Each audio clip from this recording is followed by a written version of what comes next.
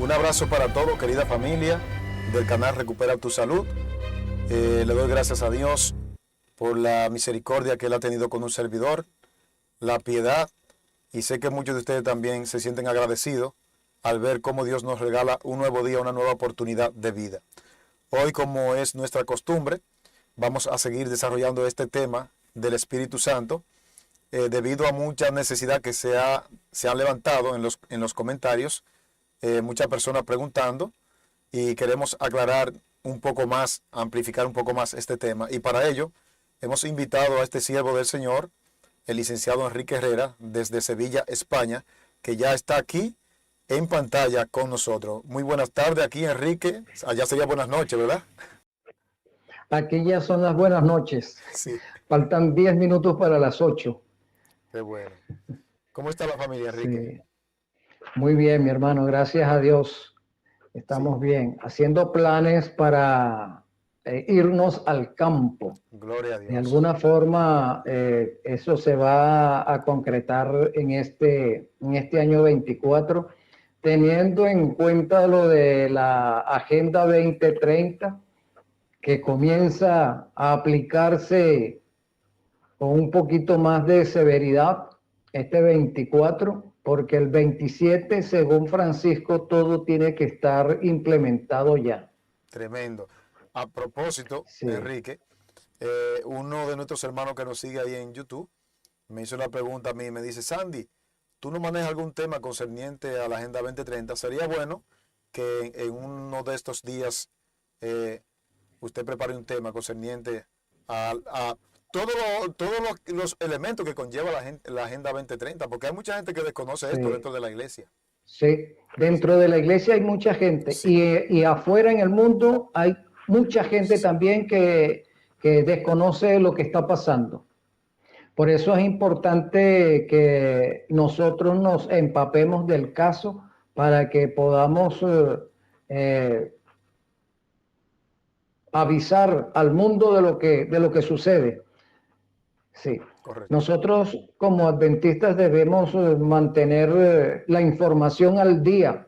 Nosotros somos los visualizadores del tiempo. Amén, así es. Y si nosotros no hacemos esa labor, ¿quién la va a hacer? Así es, hermano Enrique. Bueno, Enrique, estamos en vivo ya a través del canal Recupera tu Salud, gracias a Carmen Gloria Martínez, que ya está conectada. Y vamos a iniciar, o a continuar, porque ya hemos iniciado, con una oración. Bueno, te ves nítido, Enrique. Gracias al Me Señor. veo Sí, nítido. te ves nítido, Gloria gracias a al Señor. Dios. Hoy, como están viendo ahí en pantalla, hermano querido, en la miniatura, le he puesto guerra contra el Espíritu Santo. ¿Por qué guerra? Porque se ha levantado una ola, hermanos queridos, eh, de confusión en torno a esta bellísima persona de la deidad. Es una persona para mí solemne, una persona que si no fuera por ella yo no estuviera aquí. De paso le agradezco directamente al Espíritu Santo de Dios, y es por eso que hemos invitado a nuestro hermano Enrique para este tema. Vamos a orar, hermano Enrique. Yo comienzo y usted termina. Vale. Querida persona de la deidad Espíritu Santo, en este momento me voy a dirigir directamente a ti, porque Amén. te considero una de las tres personas que no eres menos importante que el Padre y que el Hijo, eres igual que ellos. Amén. Y ahora te pedimos a ti que tú vengas sobre nosotros y que sea evidencia para el mundo y para todos los que vayan a ver que tú te has derramado sobre nosotros por el mensaje que vamos a llevar esta tarde. Amén. Ayúdanos a hablar más de ti, a amarte más, a reverenciarte más y a tener más cuidado al dirigirnos a tu persona. Gracias, Amén. Espíritu Santo, porque sabemos que tú estás con nosotros. Y estos favores te los rogamos cumpliendo con el mandato bíblico en el nombre de Jesús. Amén. Amén. Bien, hermano Muy Enrique, bien, hermano. vi varias preguntas y personas llamándote, me pidieron tu número Sí. para este tema, y qué bueno que contamos con una persona. Para mí, Enrique es una persona, digo, con modestia y aparte, preparada, porque cuando yo reviso, no creas, Enrique, que tú te me escapas. Cuando se terminan los programas, yo voy a revisar en Ajá. el Espíritu de Profecía a ver si vea lo que Enrique dice, y encuentro que es así. Amén. Amén. Gloria a nuestro Dios. Bueno, antes de comenzar con el tema, por aquí tengo unas preguntas que saqué de los comentarios y vamos a irlos contestando a medida que vamos avanzando, ¿no? Ah, qué bueno. Sí. Me doy cuenta que hay un gran desconocimiento de lo que es la doctrina de la deidad. Sí. Y es importante que para este tiempo sepamos cuál es el Dios, quién es ese Dios con el cual pretendemos mantener comunicación. Elena de White dice en el libro Maranata que uno de los grandes problemas que tenemos actualmente es el desconocimiento de la doctrina de la deidad. Así lo dice. Correcto. Y es verdad. Voy a invitarles a buscar en el libro de Segunda de Corintios, capítulo 3, versículos del 5 al 7. Vamos a ver lo que nos dice el don profético allí. Y digo don profético en el libro de Corintios porque Pablo fue profeta también. Él fue instrumento del Espíritu Santo, así que él tenía el don de profecía. Ya comenzaron los rafagazos, Enrique. Aquí me dice una persona, oración al Espíritu Santo, con signo de interrogación, por la forma en cómo lloré. Sí, claro. ¿Es que acaso el Espíritu Santo no es Dios? Es cierto. Si es Dios, entonces Él es digno de alabanza, digno de adoración. Amén. Y digno de todo, porque Él es Dios. Los únicos que no son dignos de adoración son los ángeles. Allí tenemos a Gabriel diciéndole a Daniel y diciéndole también a Juan, no te arrodilles ante de mí, porque yo soy consiervo tuyo. Adora a Dios. Y Dios son tres personas. Dios no es una persona, Dios son tres personas. Sí. Adora a Dios. Y si son tres, dime. Y me da mucha tristeza que hay gente que se arrodillan ante un cuadro y sin embargo no quieren adorar al Espíritu Santo de Dios. No quieren adorar al Espíritu Santo. Es terrible esa conclusión. Sí. Pero la luz que ha llegado a ti a través de lo que estudiamos se hace notar en la forma en que te has dirigido al Espíritu Santo en esa conversación. Amén. Y ya que hablamos de oración y conversación, también tenemos un grave error cuando hablamos de oración, porque parece que la oración es un acto. Y la oración no puede ser un acto, el cual tú pones en práctica al amanecer, al atardecer, al anochecer. O sea, unos minutos. Algo planeado. Algo, sí. La oración es una conversación, como lo dice Camino a Cristo. Una conversación con tu Dios como que si fuese un amigo. ¿Verdad? Entonces, si es una conversación, entonces deja de ser un acto, se convierte en un estilo de vida, en una forma de vivir. Eso es como cuando los que somos casados, antes de casarnos, las primeras experiencias que tenemos acerca del amor que le profesamos a alguna joven, experimentamos que esa persona, esa muchacha no se aparta de nuestra mente en ningún momento. Estamos conversando con ella, pensando en ella, deseando el momento en que vamos a encontrarnos con ella, esperando esas horas en que la vamos a visitar a la casa de sus padres o la vamos a acompañar en el trayecto del trabajo, o vamos a invitarla para que nos acompañe a un restaurante para compartir con ella esa comunión en nosotros. Sin que ella esté presente, la experimentamos las 24 horas del día. Dígame cuando ese amor no se consolida, quedamos sufriendo porque ya esa relación de novios o de pareja se terminó y esa conversación permanece en nosotros, recriminándonos, hablando con ella sin que ella no esté. Eso es una oración cuando se la dedicamos a nuestro Dios. Él está presente en nuestra mente constantemente. Y si estamos trabajando, estamos hablando con Él. Si estamos cocinando, cuando cocinamos, pues este siervo también cocina, le cocina a su esposa. Entonces estamos conversando con nuestro Dios. Si estamos en una buseta allí llevándonos golpe con los otros pasajeros, estamos conversando con nuestro Dios. Esa es una oración. De manera que la oración no es un acto, es un estilo de vida, es una conversación constante. No es un embudo tampoco que tiene que regirse por palabras exactas y no puedes salirte de esas palabras. No.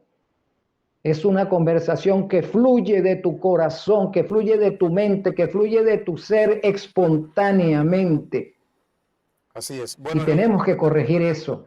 Enrique, la palabra... Y ya que estamos hablando de la oración, Sí, cuando estamos orando, Jesús dice, cuando vayas a comunicarte conmigo, cuando yo esté entronizado con la deidad, tú te encierras en tu mente y vas a decir Padre nuestro, pero te vas a encerrar en tu mente. ¿Qué significa eso de encerrarte en tu mente? Que vas a separarte de lo que te rodea. Te vas a abstraer de lo que te rodea y te vas a concentrar de tal manera que vas a buscarme en tu mente dónde estoy. Jesús dice, si te vas a relacionar conmigo en esta conversación, búscame en tu mente. ¿Qué dice la palabra acerca de mí? ¿Dónde estoy yo en ese momento? Colocándome en la persona de Jesús. Yo estoy en el altar del incienso recibiendo las oraciones de los justos.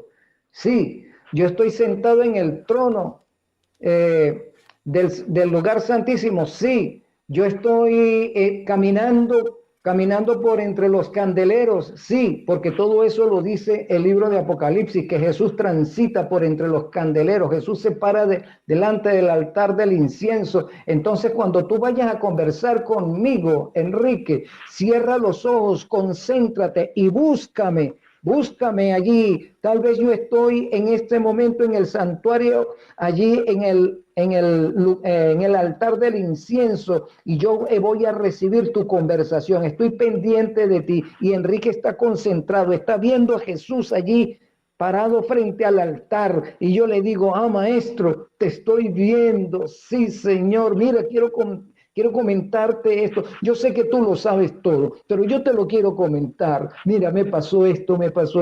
Ay, me corté el dedo cuando estaba cocinando, Señor. Pero gracias porque no fue mucho. Tú impediste que esa cortada no fuera más profunda. Gracias, Señor.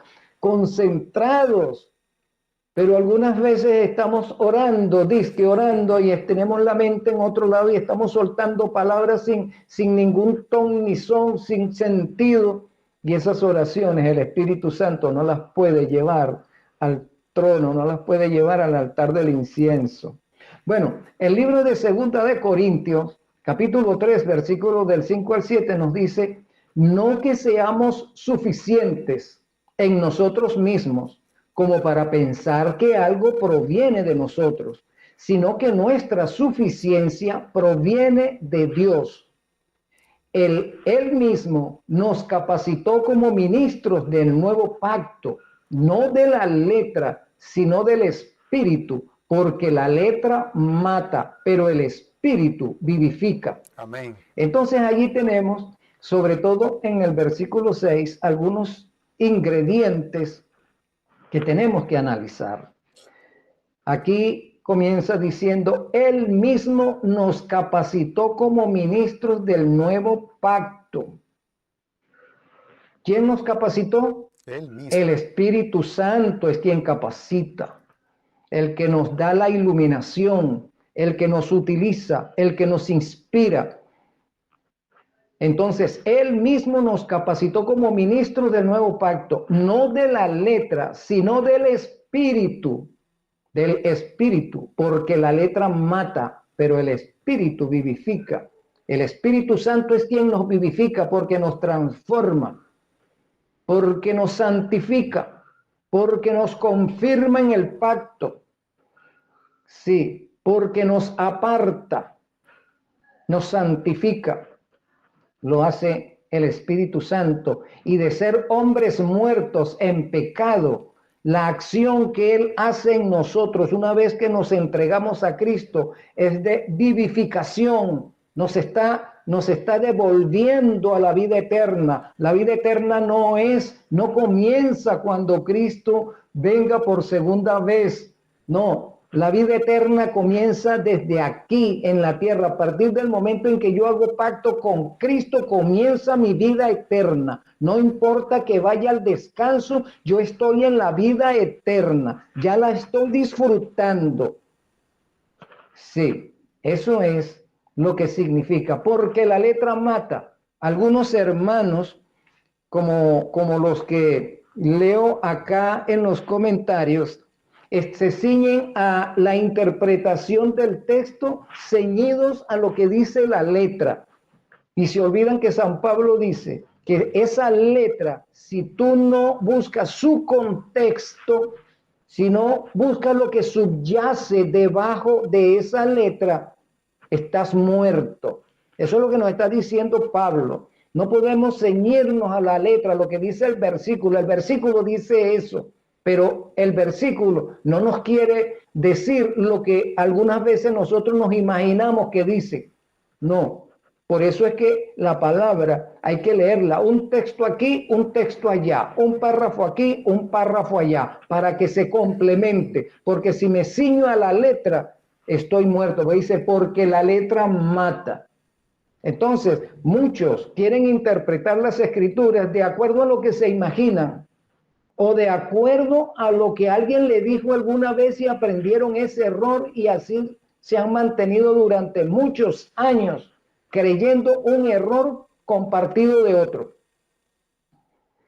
No van a lo que subyace, como dice Rafael Díaz, que fue el que puso de moda por las redes, porque él fue el que comenzó con esto del contexto.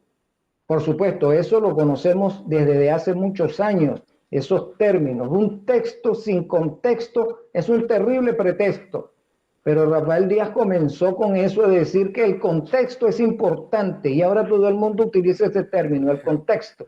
Pero si no vamos al contexto de lo que significa el versículo, estamos muertos, estamos interpretando mal las escrituras. El contexto tiene que ver con la hermenéutica. ¿Qué dice? ¿Por qué dice? ¿A quién se lo dice? ¿Quién lo dijo? ¿Verdad? ¿En qué tiempo lo dijo? ¿Para qué cultura fue eso? Entonces tenemos que revisar todo eso para saber qué es lo que significa el texto. Y si nosotros aplicamos eso a las doctrinas, en este caso a la doctrina de la deidad, si nos ceñimos a la letra, pues estamos muertos porque no entendemos a la doctrina de la deidad. Por ejemplo, aquí nos dice lo siguiente: sino que nuestra suficiencia proviene de Dios. Muy bien, Dios. ¿Quién es Dios, amado, amada? ¿Quién es Dios? Dios no es un sujeto, Dios son tres sujetos, son tres personas que conforman a la deidad. Entonces, nuestra suficiencia proviene de la deidad. ¿Quién es la deidad? Aquel que se llama, que tiene el calificativo de Padre, aquel que tiene el calificativo, el Verbo, que también se conoce como el Hijo de Dios, el Hijo del Hombre, ¿verdad? Que se llama Miguel, que ese también es Dios, y el Espíritu Santo, que nos convence de juicio y de pecado, el que transforma y nos santifica, el que batalla por nosotros y sufre con gemido indecible. Ese es Dios. Entonces nuestra suficiencia proviene de Dios. Pero cuando hablamos de Dios, como lo interpretan muchos, de que Dios es una sola persona y los otros dos son instrumentos de esa primera persona, caemos en los errores heréticos de que Dios el Padre, ese es verdadero Dios, y los otros dos, el que llamamos Jesucristo, es la persona creada del Padre, ¿verdad? Está sujeto al Padre. Y el que llamamos Espíritu Santo, bueno, ese para algunas herejías él no existe. pero para otras herejías es el mismo Padre. Y para otras herejías, no, eso es lo que es una energía. Así han tratado desde el primer siglo, los gnósticos trataron de resolver el problema de la deidad, pasando por encima del canon sagrado. Sí, utilizando los conocimientos que traían de la cultura griega, cuando los judíos fueron helenizados por los griegos. Entonces trataron de interpretar las escrituras ya no bajo la mentalidad hebrea, sino bajo la mentalidad griega. Y ese error ha llegado hasta nuestros días. Entonces, Dios son tres personas, Dios no es una persona, son tres. Ese es el Dios hebreo, no estamos hablando de los dioses persas, ni de los dioses romanos, ni de los griegos que tienen triadas y los persas también. No, recordemos que Satanás ha inventado una serie de argumentos para esconder la verdad del Dios verdadero, del Dios de los hebreos. Se nos olvida que estamos inmersos en un gran conflicto que comenzó hace 6.000 años, que existe Satanás echando sombras sobre las doctrinas. Tenemos 2.000 años de eso, mínimo, porque también en la edad antigua Satanás echó sombras sobre la verdad. Y esas sombras nos llegan hasta ahora. El Dios de los hebreos no tiene nada que ver con los dioses de los musulmanes, con los dioses o el Dios de los hinduistas, de los, ¿qué te digo? Tenemos estas religiones que son 5 religiones importantes en el mundo. Los budistas. ¿Verdad? Tenemos los musulmanes, tenemos a los hindúes y tenemos otra que se me escapa en este momento, pero el Dios Jehová, el Dios de los hebreos, no tiene nada que ver con esos otros dioses, con esos conceptos culturales, no tiene nada que ver. El Dios de los hebreos es único, por eso es que dice un solo Dios, una sola fe, un solo bautismo. Él es único, como Él no hay dos. Por eso es que Jehová dice, no hay Dios más que yo, dice Jehová. Pero Jehová, en el pensamiento hebreo, son 3 personas, no es una persona, son 3 personas. Porque eso lo encontramos a lo largo del canon, solamente que hay una mala información y una pésima interpretación del canon con respecto a la doctrina de la deidad. Vamos a recordar lo que sucedió con Ananías y Zafira. Los 3. El versículo allí en el libro de Hechos de los Apóstoles, capítulo 5. Pero cierto hombre llamado Ananías, con Zafira su mujer, vendió una heredad y sustrajo del precio, sabiéndolo también su mujer, y trayendo solo una parte la puso a los pies de los apóstoles. Y dijo Pedro, Ananías, ¿por qué llenó Satanás tu corazón para que mintieses al Espíritu Santo, al Ruach HaKodesh?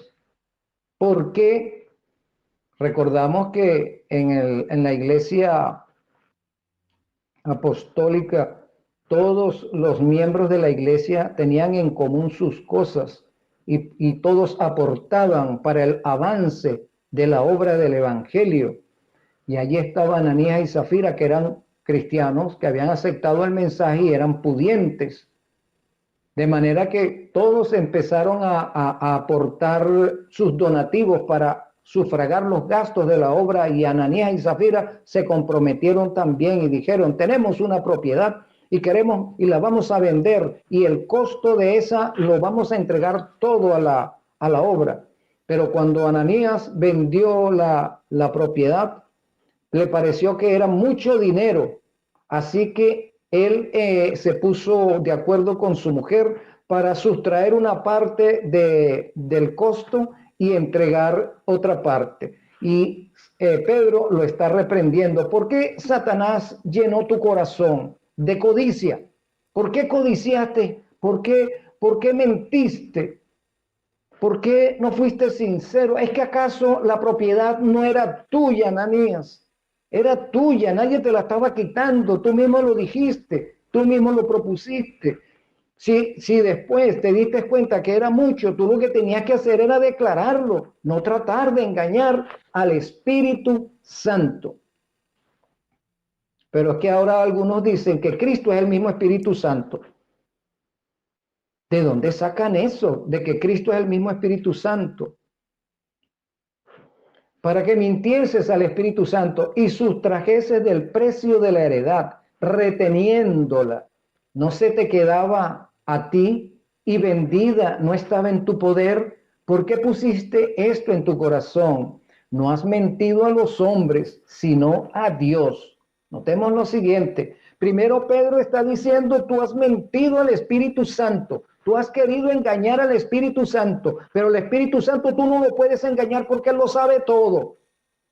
Él lo sabe todo, está en todo lugar. Él estuvo allí cuando tú estabas haciendo la negociación. Él estaba allí cuando tú sustrajiste el dinero. Él estaba allí cuando lo conversaste con tu esposa. Él estuvo allí cuando venías de regreso para acá y estaba hablando a tu mente.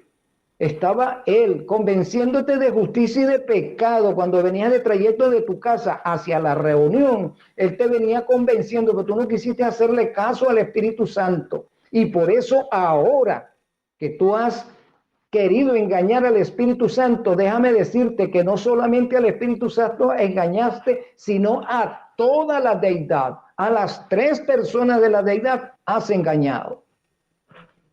Por eso es que el versículo nos dice, no has mentido a los hombres, sino a Dios. Al oír Ananías estas palabras, cayó y expiró. Me imagino que en ese momento que Ananías fue descubierto, fue tan grande la impresión que se llevó y también el hecho de que el Espíritu Santo se separa de él y queda a merced de Satanás, porque dice, esto lo puso Satanás en tu corazón y ahora quedas en sus manos. Eso es lo que nos está diciendo, lo que estaba pasando. Vino un gran temor sobre todos los que lo oyeron y levantándose los jóvenes, lo envolvieron y sacándolo lo sepultaron. Fíjate que lo sepultaron inmediatamente, no lo velaron ni nada. De una vez lo sepultaron. Pasado un lapso como de 3 horas, sucedió que entró su mujer no sabiendo lo que había acontecido. Entonces Pedro le dijo, dime, ¿vendiste en tanto la heredad? Y ella dijo, sí, en tanto. Pedro todavía... Ahora, una pregunta, ¿quién le dijo eso a Pedro? Interesante. ¿Cómo supo Pedro eso? Se lo dijo el Espíritu Santo, se lo reveló a Pedro. Esto es lo que está sucediendo. Por eso es que cuando entran Ananías y Zafira, ya él está enterado de lo que está pasando y por eso es que los reprende. Porque Ananías y Zafira pensaban que lo que habían hecho estaba oculto para Pedro y para los otros apóstoles y para todos los miembros de la congregación. Pedro le dijo, ¿por qué convinisteis en tentar al Espíritu Santo? Nota lo siguiente, a Ananías, Pedro le dice, tú has engañado. ¿Por qué quisiste engañar al Espíritu Santo? Pero a Zafira, Pedro le dice, has tentado al Espíritu Santo. Si tú has tentado al Espíritu Santo, la única forma que se puede tentar a alguien es a una persona. Tú no puedes tentar a un efluvio para lo que es la doctrina arriana. Tú no puedes tentar a una corriente eléctrica, porque una corriente eléctrica, un fenómeno eólico no se puede tentar porque ni piensa, ni padece, ni sabe, ¿verdad? Ni sabe. Entonces, Pedro le dice, has tentado al Espíritu Santo. Cuando dice el Espíritu del Señor, aquí es donde también se confunden, porque dice al Espíritu del Señor, no es el Espíritu de Cristo, porque Cristo es el Señor. Entonces pensamos es como como la doctrina gnóstica, la doctrina griega, de que nosotros somos una dualidad conformada por materia, que es el cuerpo, y por un espíritu, que es un ente etérico que mora dentro del cuerpo, ¿verdad? El espíritu del Señor. O sea, Cristo tiene también una dualidad en su cuerpo, que él es materia, pero también tiene un espíritu dentro de él. Entonces, ese espíritu que tiene dentro de él es el espíritu al cual se está refiriendo aquí en el texto. Eso es lo que la gente interpreta. Interpreta un texto de acuerdo a los conceptos de los filósofos griegos, Sócrates y Platón, porque esas son las teorías de ellos, Sócrates y Platón. Entonces tú no puedes interpretar las sagradas escrituras hebreas, tú no las puedes interpretar con conceptos griegos, con conceptos gnósticos, no puede, son dos cosas diferentes. Es que una proviene de la luz y la otra viene de las tinieblas. El concepto se cae, Enrique, porque el concepto antitrinitario, cuando aparecen esos versículos que llaman al Espíritu, el Espíritu de Dios o el Espíritu de Cristo, ellos dicen, para justificar sus falsas creencias, ellos dicen que se está refiriendo a la parte divina de Cristo. Pero entonces el texto se le cae porque antes de que el verbo se encarnara, ya el Espíritu era desde el Génesis, desde antes del Génesis.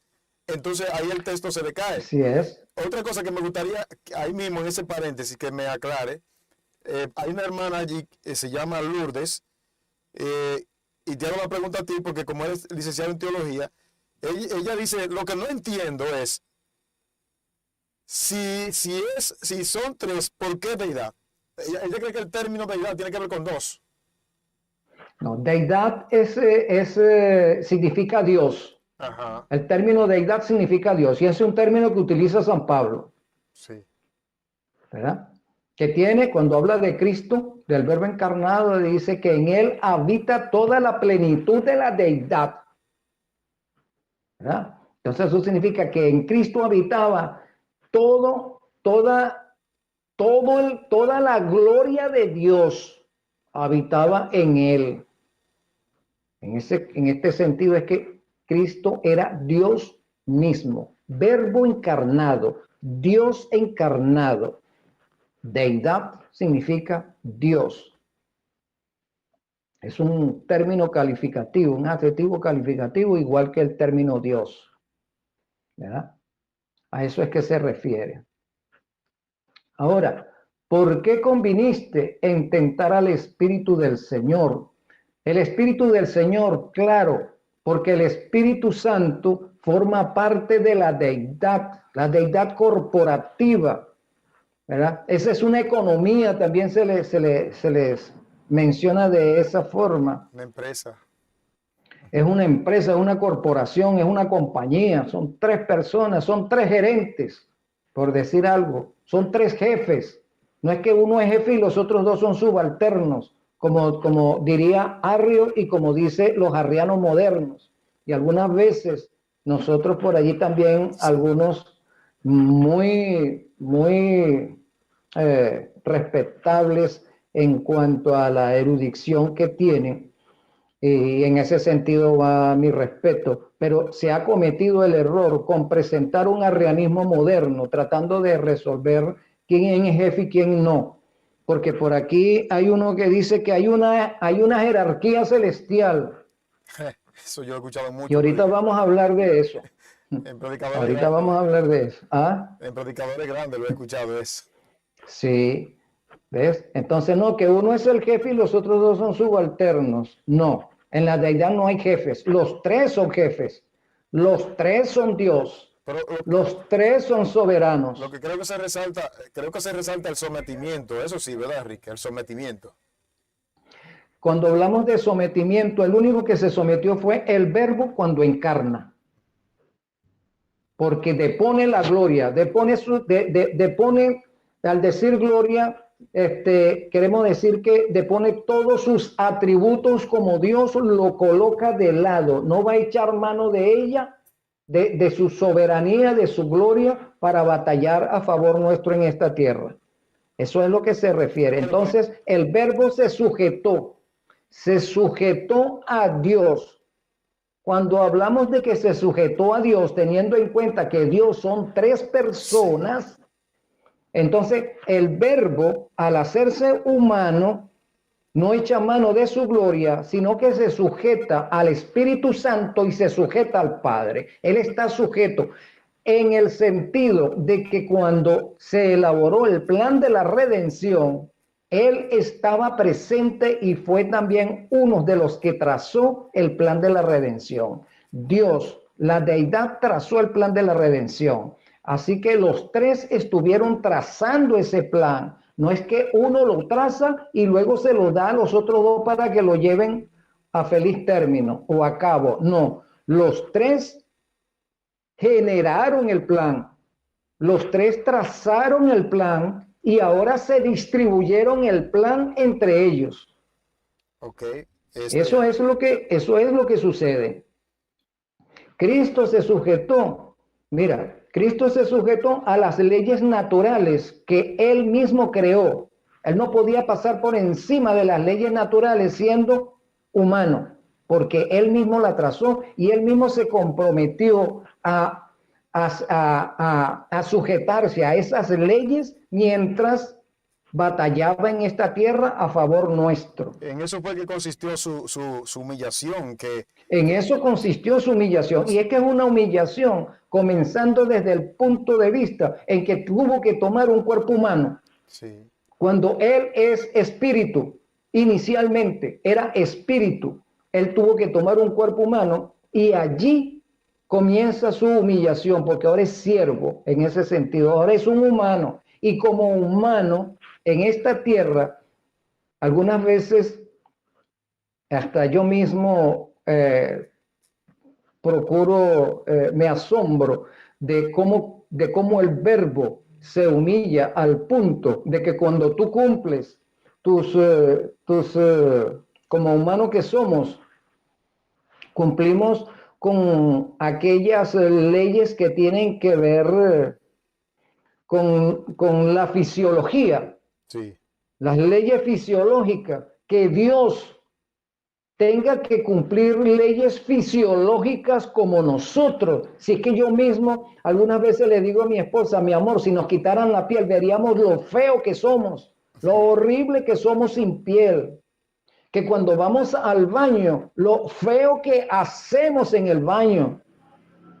Que el verbo tuvo que sujetarse a esa ley, a esa humillación, porque como Dios no cumple con ellas, entonces el asunto se torna un poco más delicado, porque Elena de White nos dice que tengamos mucho cuidado cuando hablamos de la naturaleza humana del verbo. ¿Ves? Muy bien. Entonces, seguimos adelante. Le dice Pedro a Safira, he aquí a la puerta los pies de los que han sepultado a tu marido y te sacarán a ti. Al instante ella cayó a los pies de él y expiró. Y cuando entraron los jóvenes la hallaron muerta y la sacaron y la sepultaron junto a su marido. Y vino un gran temor sobre toda la iglesia y sobre todos los que oyeron estas cosas. Allí podemos observar cómo el Espíritu Santo está dirigiendo a la iglesia apostólica. Él es el que está llevando a cabo la labor de dirigir, porque Cristo dijo, yo me voy, pero enviaré al otro consolador. Ese otro consolador no era él mismo con otro nombre, con otro título, no. Yo me voy y os enviaré al otro. Quiere decir que si él utiliza el término otro, es porque hay dos consoladores. Porque dice otro consolador. Entonces debe haber un consolador primero. Y estoy respondiéndole a una de las personas, que no recuerdo si fue una hermana o hermano, que está diciendo que no había más, que no hay dos consoladores, sino uno solo. Pero que si hubiese uno solo, no diría Cristo otro consolador. Sí. Entonces quiere decir que al ver otro consolador, hay uno primero. Y el primer consolador es Cristo mismo, es el Verbo encarnado, es el primer consolador. Y el Espíritu Santo es el otro consolador, el segundo consolador. Uno nos consuela ahora en el cielo y el otro nos consuela aquí en la tierra. ¿Qué es eso de consolador? ¿Qué significa consolar? Es que se consuela en el término que nosotros empleamos, que cuando sufrimos viene alguien y nos consuela. Sí, también, pero el consuelo de estos dos consoladores es motivarnos, es alentarnos, es guiarnos, es convencernos, es constreñirnos, es santificarnos, es llevarnos a llenarnos de esperanza por la segunda venida, por la salvación. Nos están consolando, están trabajando a favor nuestro, batallando contra nuestro enemigo común, que es el diablo y Satanás, que quiere destruirnos, y ellos están batallando, peleando a favor nuestro y peleando por nosotros y con nosotros. Eso, entre otras cosas, es consolar, la forma en que ellos nos consuelan. Y ante el sufrimiento, cualquiera que fuere, están a nuestro lado, poniendo sus manos sobre nosotros, capacitándonos, ayudándonos. Sí, sigue adelante, no te detengas, levántate, levántate tú que duermes y te alumbrará Cristo.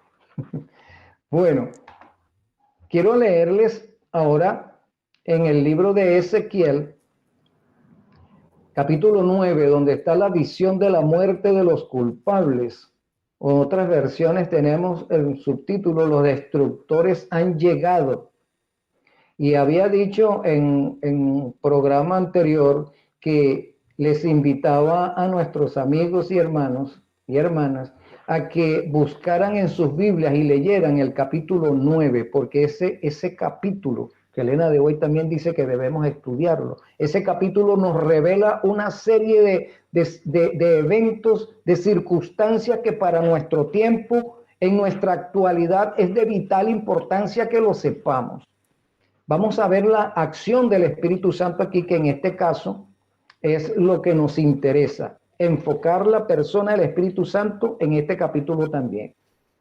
¿Tú ibas a decir algo? Sí, Enrique, me encantó mucho porque estamos sincronizados nosotros dos.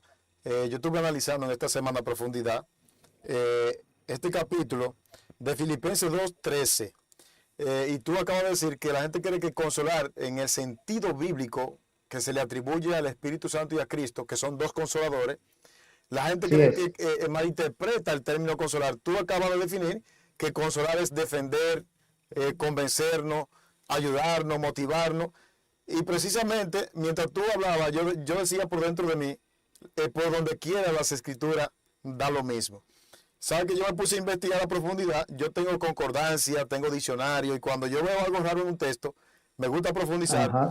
Y vi que Filipenses 2:13, la palabra Dios que se usa ahí es la misma que se usa en Génesis capítulo 1, que es Elohim. ¿Y por qué digo esto? Mira, lo voy a leer y verás que vamos a caer en la misma conclusión que tú dices. Porque Dios es quien obra en vosotros, tanto el querer como el hacer, por su santa y divina voluntad. O sea, no está hablando del Padre, lo que está diciendo que los tres obran en nosotros. Ajá. El querer como el hacer nos motivan, como tú dices. Así es, así es, así es. Elohim, sí. el plural que nos muestra que hay más de una persona que conforman a ese Dios. No, se traduce dioses. Se traduce dioses. Sí, así es. Pero como no son tres dioses, sino es uno, en el pensamiento hebreo, pero el plural es correcto, el plural es dioses. Así es. Bueno, el versículo 1 dice, clamó en mis oídos con gran voz diciendo, los verdugos de la ciudad han llegado, y cada uno trae en su mano su instrumento para destruir. Y he aquí que 6 varones venían del camino de la puerta de arriba que mira hacia el norte, y cada uno traía en su mano su instrumento para destruir. Si venía hacia del norte, de allí venía del santuario, venían estos destructores, que el santuario está hacia el norte, la puerta por el oriente, y luego en el espacio se orienta hacia el norte, donde quería sentarse Satanás después que destronara a la deidad. Él se iba a sentar, y estos 6 varones vienen de ese camino, y cada uno traía en su mano su instrumento para destruir, y entre ellos había un varón vestido de linos, el cual traía a su cintura un tintero de escribano, y entrados se pararon junto al altar de bronce. Y la gloria de Elohim, de Israel, se elevó por encima del querubín sobre el cual había estado al umbral de la casa, y llamó Yahvé al varón vestido de lino, que tenía a su cintura el tintero de escribano, y le dijo: Yahvé, pasa por en medio de la ciudad, por en medio de Jerusalén, y ponles una señal en la frente a los hombres que gimen y claman a causa de las abominaciones que se hacen en medio de ella. Entonces, están estos 6 destructores, y entre ellos está uno vestido de lino, que su instrumento para destruir era un tintero y un sello. Ese era su instrumento para destruir. Y entonces Jehová le indica: pasa por en medio de la ciudad, por en medio de Jerusalén, y pon una señal con ese tintero, con ese sello, imprime el sello en aquellos que gimen y claman. La pregunta es: ¿quién es ese guerrero, o quién es ese hombre, ese varón vestido de lino? ¿Quién es o a quién representa? Y eso lo vamos a ver ahora. Y a los otros dijo, oyéndolo yo: pasad por la ciudad detrás de él y matad, no perdone vuestro ojo ni tengáis misericordia. Matad a viejos, jóvenes, niños, vírgenes y mujeres hasta que no quede ninguno. Esta es la destrucción final. Pero a todo aquel sobre el cual hubiere la señal, no os acercaréis, y comenzaréis por mi santuario. ¿Por dónde va a comenzar el sellamiento? Esto es otro estudio. Sí. Este hombre está sellando. Eso se llama sellamiento, una obra de sellamiento. ¿A quién está sellando? Los que gimen y claman. Muy bien. Y comenzaréis por mi santuario. Quiere decir que primero va a comenzar por la iglesia que se dice que es la iglesia verdadera. Por ahí donde va a comenzar, comenzó el sellamiento, y por donde va a comenzar la destrucción. Sí.